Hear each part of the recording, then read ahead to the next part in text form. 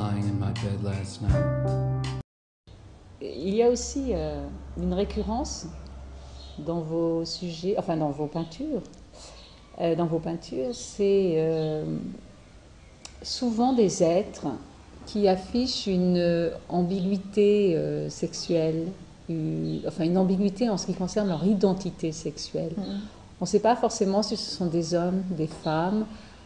On repère des travestis. Est-ce que c'est un univers qui vous fascine, qui vous est proche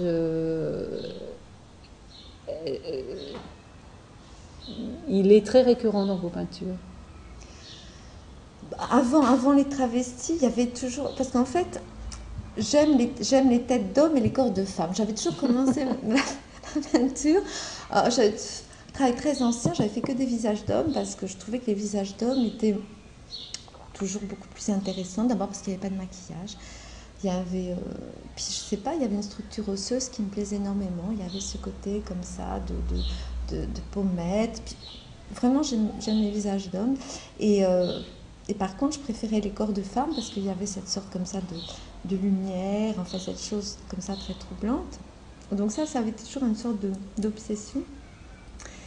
Et je pense que les travestis, ils ont toujours fait partie de ma vie, puisque quand j'étais adolescente, j'avais tous mes amis étaient travestis, ils venaient me voir, ils se changeaient comme ça, faisaient la surprise, ils se changeaient devant ma porte. Du reste, ça m'a valu d'être virée de chez moi.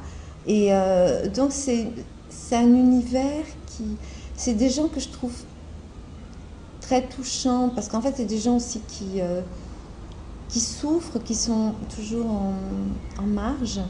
Et je pense que j'ai quelque part, non pas, j'ai une fascination aussi pour la souffrance. Et très souvent, en fait, pour en revenir à cette histoire de signes comme ça, je pense que quand j'ai le désir de peindre quelqu'un, parce que ou est-ce un hasard, ou je sais pas, mais souvent c'est des gens qui sont en état de crise mentale ou de souffrance. Votre œuvre ne peut absolument pas laisser indifférent.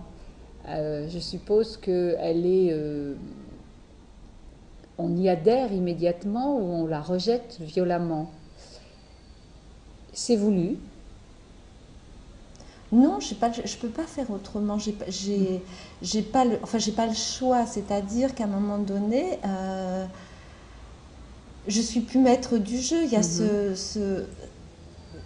je pense qu'il y a une sorte une forme d'obsession comme ça. Il y a toujours